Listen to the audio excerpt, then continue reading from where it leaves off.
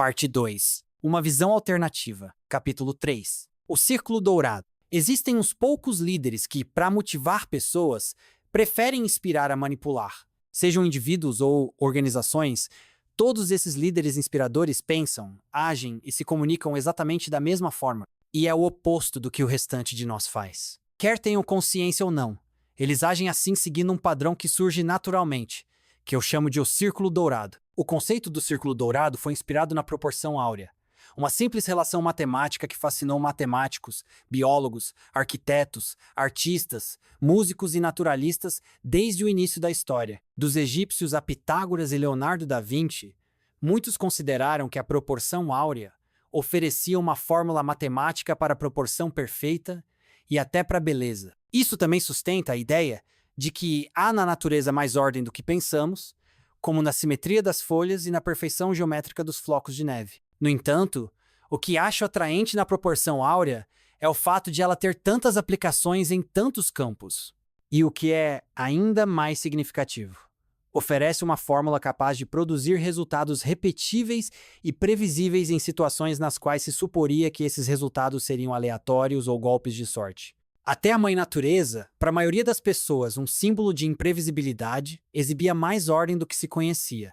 Assim como a proporção áurea, que oferece evidência de ordem na aparente desordem da natureza, o Círculo Dourado acha ordem e previsibilidade no comportamento humano. Em outras palavras, ele ajuda a compreender por que fazemos o que fazemos. O Círculo Dourado fornece uma evidência convincente de quanto podemos alcançar se nos lembrarmos de começar tudo o que fazemos perguntando primeiro por quê. O Círculo Dourado é uma visão alternativa para suposições existentes acerca do motivo de alguns líderes e algumas organizações terem atingido um grau tão desproporcional de influência. Ele oferece uma percepção clara de como a Apple é capaz de inovar em muitos e diversos campos de atividade sem jamais perder a capacidade de continuar fazendo isso. Explica por que pessoas tatuam logos da Harley-Davidson no corpo. Fornece uma compreensão mais clara, não só de como a Southwest Airlines criou a mais lucrativa companhia aérea da história, mas também da razão por que as coisas que fez funcionaram.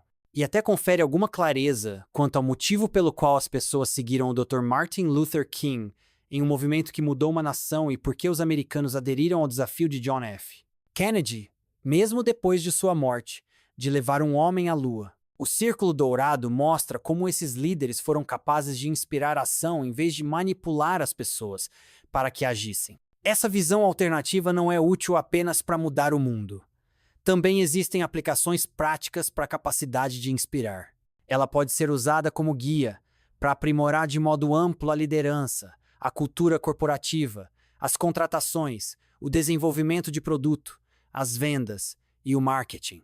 Explica até a fidelidade e como criar o ímpeto necessário para transformar uma ideia em um movimento social. E tudo isso começa de dentro para fora. Tudo começa pelo porquê. Antes que possamos explorar suas aplicações, deixe-me primeiro definir os termos, começando com o exterior do círculo e indo para o interior. O quê? Toda companhia e toda organização no planeta sabe o que faz. Não importa se é grande ou pequena, nem o campo de atividade. Todo mundo é facilmente capaz de descrever os produtos ou serviços que sua companhia vende, ou a função do cargo que desempenha dentro daquele sistema. O que é fácil de identificar. Como? Algumas companhias e algumas pessoas sabem como elas fazem e o que fazem. Quer você o chame de proposta de valor diferenciada, processo patenteado ou proposição exclusiva de venda, os comos são apresentados com frequência para explicar o modo pelo qual alguma coisa é diferente ou melhor. Não tão óbvio quanto o quê. Muitos acham que esses são os fatores diferenciadores ou motivadores em uma decisão. Seria equivocado supor que isso é tudo o que é necessário. Falta um detalhe. Por quê? Muito poucas pessoas ou companhias conseguem articular com clareza por que fazem o que fazem. Quando falo do porquê, não estou me referindo a ganhar dinheiro. Isso é uma consequência. Com o porquê, refiro-me a qual é seu propósito, sua causa ou sua crença. Por que sua companhia existe? Por que você sai da cama toda manhã? E por que alguém deveria se importar? Quando a maioria das organizações ou pessoas pensa, age ou se comunica, elas o fazem de fora para dentro, de o que para porquê, E por um bom motivo vão do que é mais claro para o que é mais obscuro. Nós dizemos o que fazemos. Às vezes dizemos como fazemos, mas raramente dizemos por que fazemos o que fazemos. Mas não as companhias inspiradas. Não os líderes inspirados. Cada um deles, seja qual for seu tamanho ou sua atividade, pensa, age e se comunica de dentro para fora. Eu costumo usar a Apple Inc.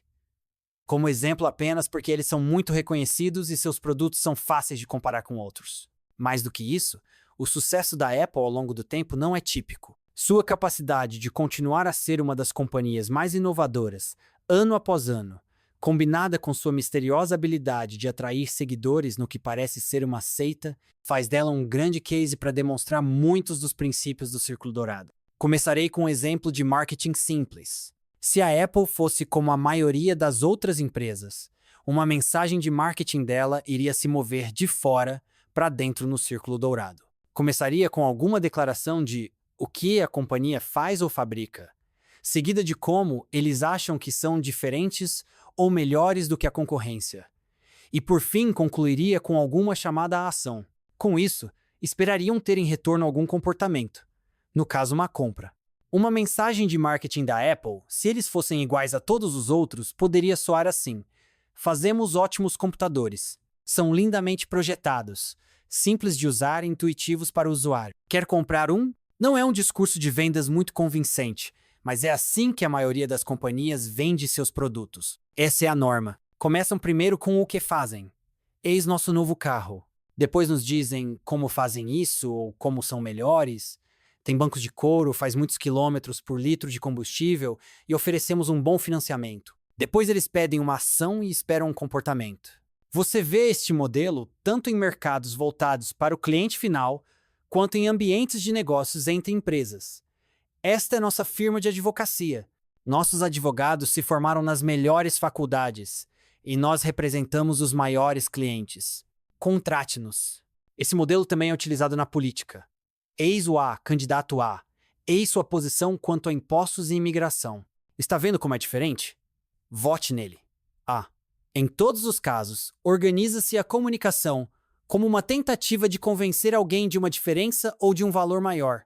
Mas não é isso que fazem líderes e organizações inspiradores. Vamos observar de novo o exemplo da Apple e reescrevê-lo, na ordem em que a empresa efetivamente se comunica. Desta vez, o exemplo começa pelo porquê. Em tudo o que fazemos, acreditamos em desafiar o status quo. Acreditamos em pensar de modo diferente. A maneira como desafiamos o status quo é criando produtos lindamente projetados, simples de usar e intuitivos para o usuário. E o resultado disso são ótimos computadores. Quer comprar um? Trata-se de uma mensagem completamente diferente. De fato, percebe-se que é diferente desde a primeira afirmação. Ficamos muito mais ansiosos por comprar um computador da Apple depois de ler a segunda versão e apenas invertir a ordem das informações. Não há truques, nem manipulação, nem brindes, tampouco mensagens explorando aspirações ou celebridades. A Apple não apenas inverte a ordem das informações. Sua mensagem começa pelo porquê, pelo propósito, pela causa ou crença que nada tem a ver com o que eles fazem. O que eles fazem, os produtos que fabricam, de computadores a pequenos dispositivos eletrônicos, não serve mais como a razão para comprar. Serve como a prova tangível de sua causa. O design e a interface para o usuário de produtos da Apple, ainda que importantes, não são em si mesmos suficientes para criar essa fidelidade tão impressionante de seus clientes. Esses importantes elementos ajudam a tornar a causa tangível e racional. Outros podem contratar os melhores designers e engenheiros brilhantes e fabricar produtos bonitos e fáceis de usar ou mesmo copiar as coisas que a Apple faz. Podem até roubar funcionários da Apple para isso, mas os resultados não serão os mesmos. Simplesmente copiar o que a Apple faz ou como faz não vai funcionar. Há algo mais, algo difícil de descrever e quase impossível de copiar, que confere a ela um nível tão desproporcional de influência no mercado. O exemplo começa a provar que as pessoas não compram o que você faz, mas porque você o faz.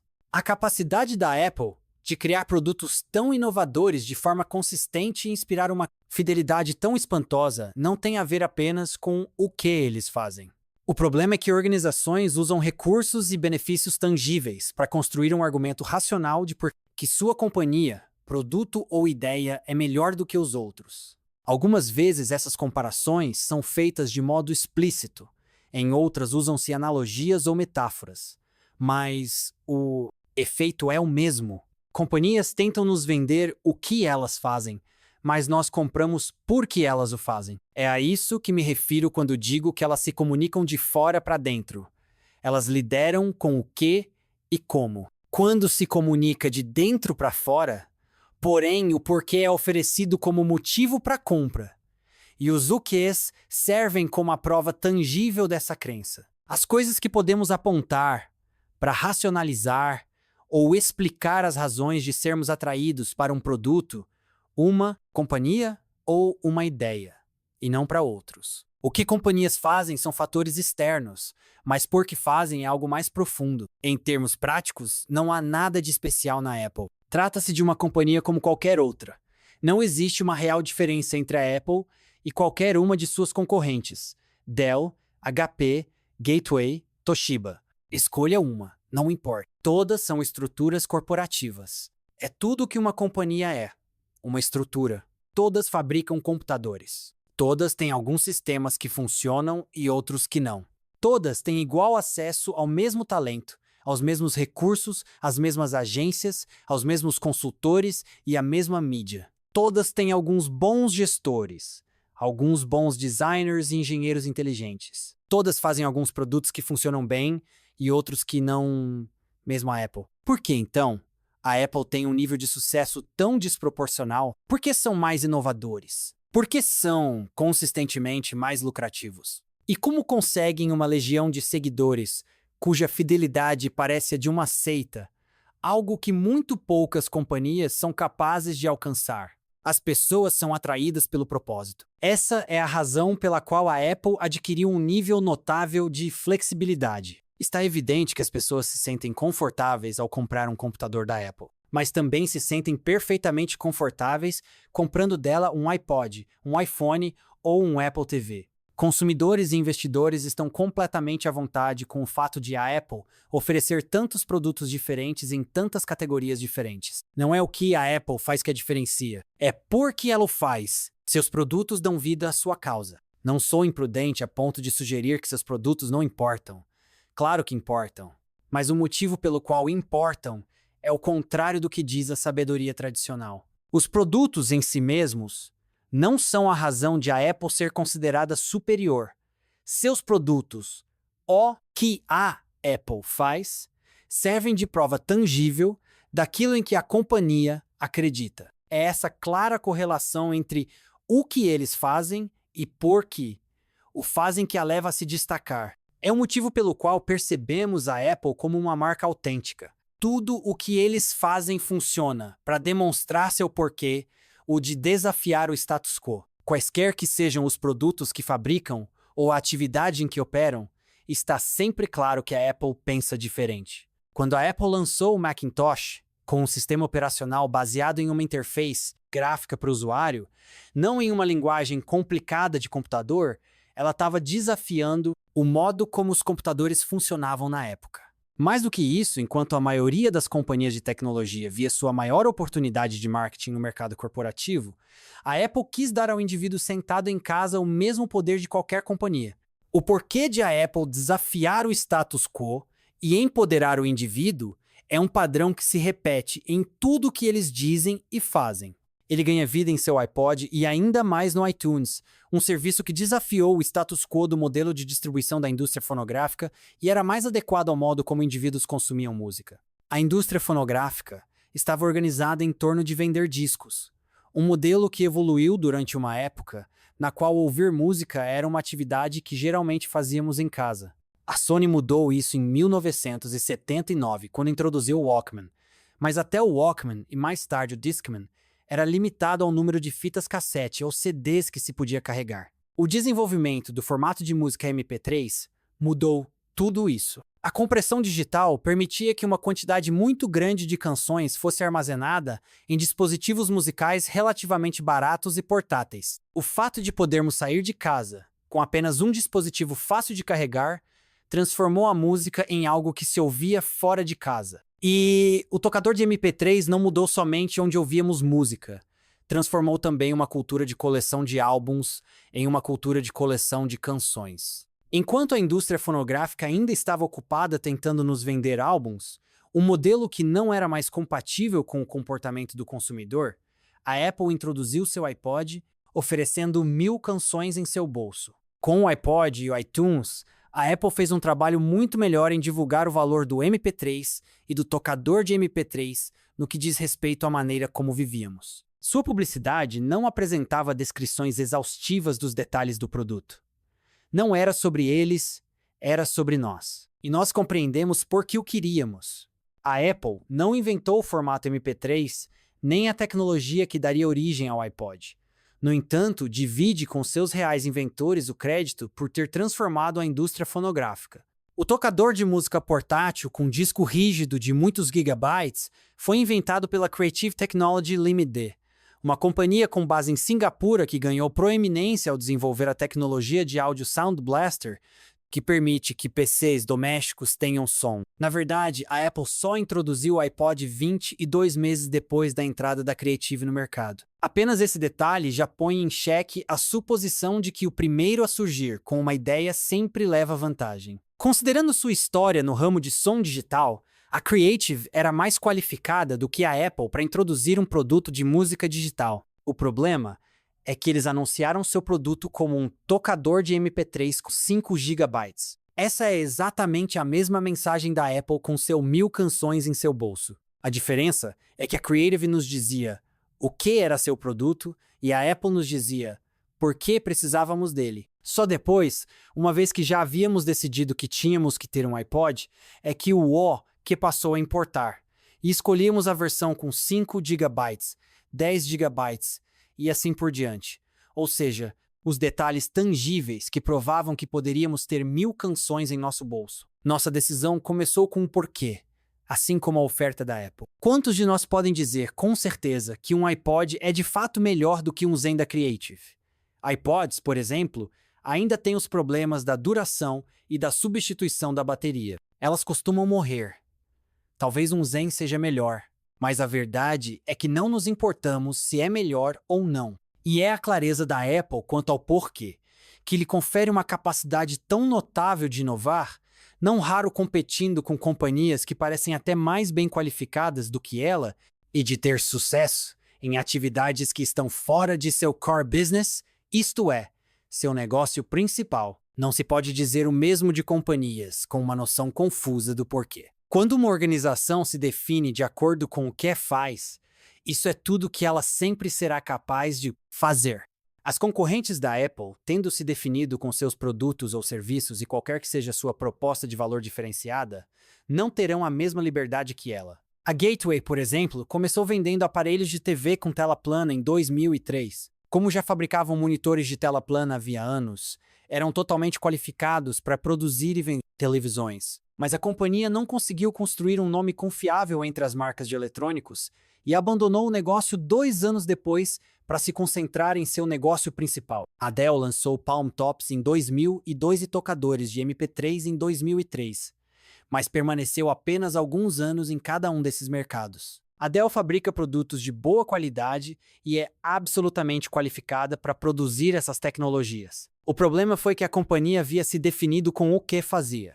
Eles fabricavam computadores.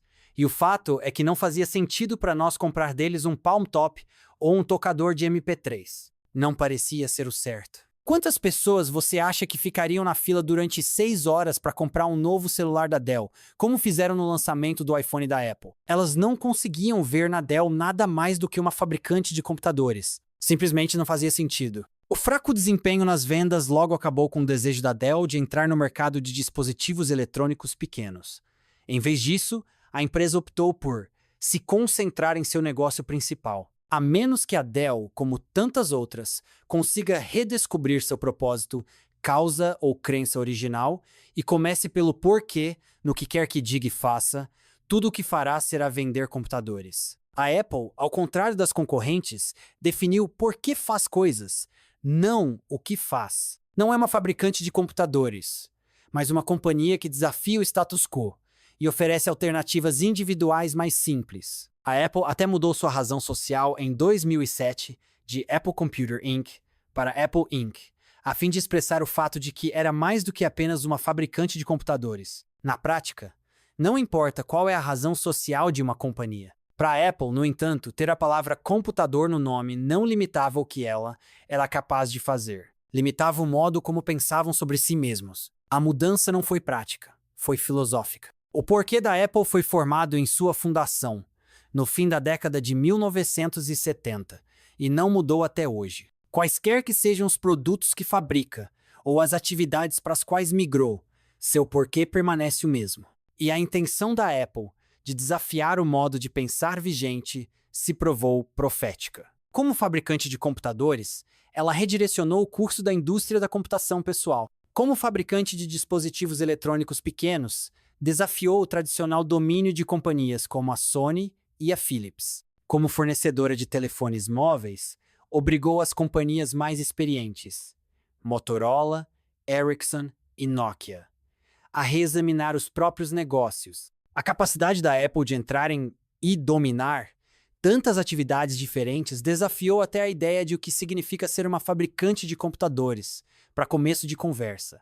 Independentemente de o que ela faz, sabemos por que a Apple existe. Não se pode dizer o mesmo das concorrentes. Embora todas tenham tido em algum momento uma percepção clara do porquê, esse foi um dos fatores principais que ajudaram cada uma delas a se tornar companhias de $1 bilhão. Com o passar do tempo, a perderam. Agora, todas essas companhias se definem por o que fazem. Fabricamos computadores. Passaram de companhias com uma causa para companhias que vendem produtos. E quando isso acontece, preço, qualidade, serviço e recursos tornam-se a principal moeda que motiva uma decisão de compra. A essa altura, é notório que a companhia e seus produtos se tornaram commodities. Como pode atestar qualquer companhia obrigada a competir apenas em preço, qualidade, serviço ou recursos, é muito difícil ser diferente durante qualquer período de tempo ou construir fidelidade com base somente nesses fatores. Além disso, custa dinheiro, e é estressante acordar todo dia tentando competir apenas nesse nível. Saber o porquê é essencial para um sucesso duradouro e para a capacidade de evitar ser confundido com outros. Qualquer companhia que enfrenta o desafio de se diferenciar em seu mercado é basicamente uma commodity. Não importa o que faz e como faz. Pergunte a um produtor de leite, por exemplo, e ele lhe dirá que há variações reais entre as marcas de leite. O problema é que você tem de ser um especialista para compreender as diferenças. Para o resto do mundo, todo leite é mais ou menos a mesma coisa. Então nós juntamos todas as marcas e chamamos isso de commodity. Em resposta, é assim que o setor age. Este é em grande parte o padrão para quase todo produto ou serviço no mercado hoje, seja de empresa para consumidor, B2C ou Business to Consumer, ou de empresa para empresa B2B ou Business to Business. As companhias se concentram em o que fazem e em como o fazem, sem considerar o porquê. Nós as juntamos em uma coisa só e elas se comportam como commodities. Quanto mais as tratamos como commodities, mais elas se voltam para o que e como fazem. É um círculo vicioso. Mas apenas as companhias que atuam como commodities acordam todo dia com o desafio de se diferenciar. Companhias e organizações com uma noção clara do porquê nunca se preocupam com isso. Não pensam em si mesmas como sendo iguais a qualquer outra e não precisam convencer ninguém de seu valor. Não precisam de complexos sistemas de recompensas e punições. Elas são diferentes. E todos sabem disso. Elas começam pelo porquê em tudo que dizem e fazem. Há quem ainda acredite que a diferença da Apple vem de sua habilidade no marketing. A Apple vende um estilo de vida, dirão os marqueteiros profissionais. Então, como é que esses profissionais do marketing ainda não conseguiram repetir esse sucesso e essa longevidade em outra companhia? Chamar isso de estilo de vida é reconhecer que pessoas que vivem de certa maneira optaram por incorporar a Apple em suas vidas. Ela não inventou nem vende um estilo de vida. A Apple é simplesmente uma das marcas para as quais são atraídos os que vivem segundo certo estilo de vida. Essas pessoas usam determinados produtos ou marcas ao ter aquele estilo de vida, e em parte é assim que reconhecemos o estilo de vida delas. Em primeiro lugar, os produtos que escolhem se tornam prova de por que elas fazem o que fazem. É só porque o porquê da Apple é tão evidente que os que acreditam no que ela acredita são atraídos para ela. Quando a Harley-Davidson se encaixa no estilo de vida de certo grupo, e os sapatos Prada se encaixam no estilo de vida de outro grupo, é o estilo de vida que vem em primeiro lugar. Assim como os produtos que uma empresa produz servem como prova de seu porquê, uma marca ou produto serve como prova do porquê de um indivíduo. Outras pessoas, inclusive algumas que trabalham para a própria Apple, dirão que o que de fato a distingue é a qualidade de seus produtos. É evidente que ter produtos de boa qualidade é importante. Não importa quão claro seja seu porquê. Se o que você vende não funciona, tudo desaba. Mas uma companhia não precisa ter o melhor produto.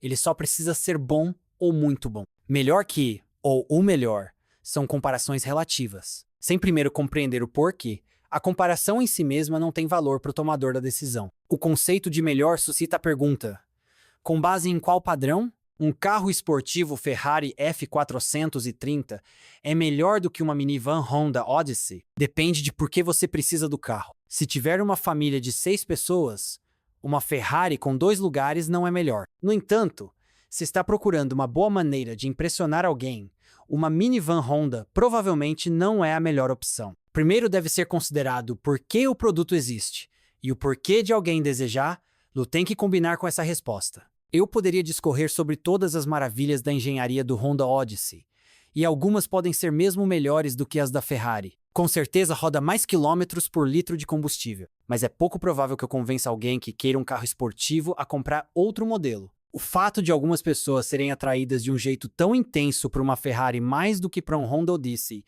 diz mais sobre a pessoa do que sobre a engenharia dos carros. A engenharia, por exemplo, seria apenas um dos pontos que um amante de Ferrari apontaria para demonstrar o que ele sente em relação ao carro. A obstinada defesa da superioridade da Ferrari, feita por alguém cuja personalidade o deixa predisposto a favor dos recursos e benefícios dessa marca, não tem como ser uma conversa objetiva. Por que você acha que a maioria das pessoas que compram Ferraris está disposta a pagar mais para que seja vermelha, ao passo que a maioria das que compram Hondas Odyssey provavelmente não se importa muito com a cor? Não sou capaz de contestar um só argumento daqueles que vão tentar convencer-lo de que os computadores da Apple são apenas melhores. Tudo o que posso dizer é que a maioria dos fatores que os faz acreditar serem esses os melhores computadores coincide com seu padrão de como deveria ser um computador. Tendo isso em mente, os Macintosh, na prática, só são melhores para quem acredita naquilo em que a Apple acredita. Essas pessoas que compartilham o porquê da Apple acreditam que os produtos da companhia são objetivamente melhores, e qualquer tentativa de convencer-los do contrário é inútil. Mesmo tendo em mãos parâmetros objetivos, todo argumento quanto a qual é melhor ou pior, sem estabelecer primeiro um critério, não levará a nada mais que um debate. Os que são fiéis a cada uma das marcas apontarão vários recursos e benefícios que para eles importam ou não importam, na tentativa de convencer o outro. E essa é uma das principais razões por que muitas companhias sentem a necessidade de ser diferentes. Em primeiro lugar, baseadas na equivocada suposição de que só um dos grupos pode estar com a razão. Mas e se os dois estiverem com a razão?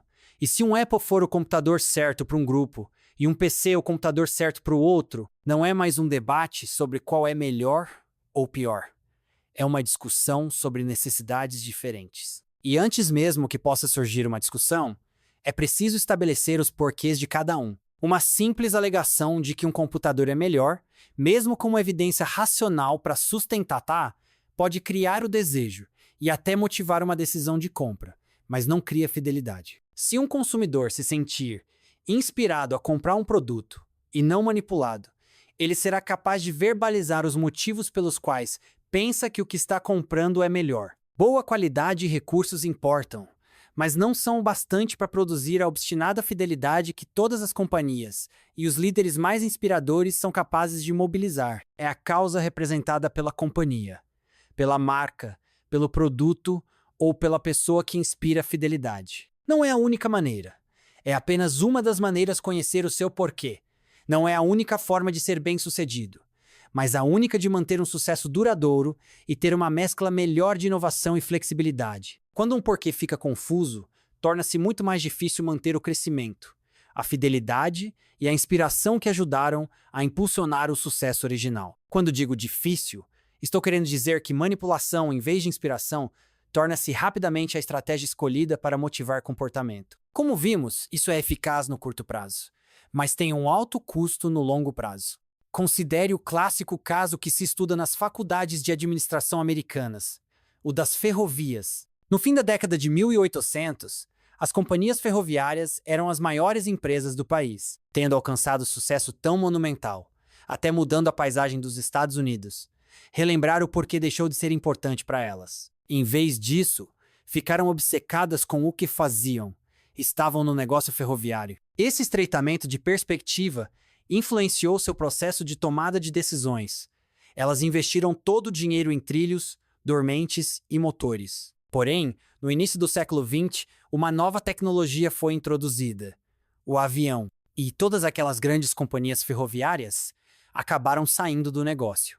E se tivessem se definido no negócio do transporte de massas, talvez seu comportamento tivesse sido diferente. Talvez vissem oportunidades que de outra forma teriam deixado passar. Talvez fossem hoje os donos de todas as linhas aéreas. A comparação levanta a questão da possibilidade de sobrevivência no longo prazo de muitas outras companhias que definiram a si mesmas e as suas atividades por o que faziam. Elas têm feito isso da mesma forma durante tanto tempo que sua capacidade de vencer uma nova tecnologia ou enxergar uma nova perspectiva tornou-se uma tarefa assustadora.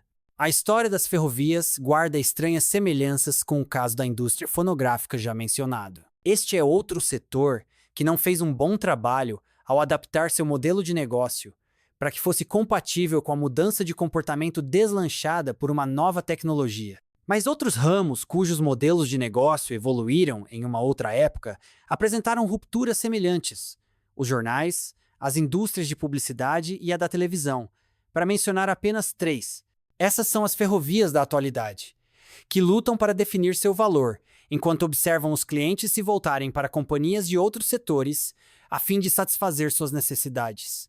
Talvez se as gravadoras possuíssem uma noção mais clara do porquê, teriam visto a oportunidade de inventar um equivalente ao iTunes, em vez de deixar isso para uma aguerrida companhia de computadores. Em todos os casos, retornar ao propósito, causa ou crença inicial vai ajudar esses setores a se adaptar. Em vez de perguntar o que deveríamos fazer para competir, as perguntas devem ser: por que começamos a fazer o que estamos fazendo? E o que podemos fazer para reviver nossa causa considerando todas as tecnologias e oportunidades de mercado disponíveis hoje em dia? Mas não leve em conta o que eu digo. Nada disso é opinião minha. Tudo está firmemente fundamentado nos princípios da biologia.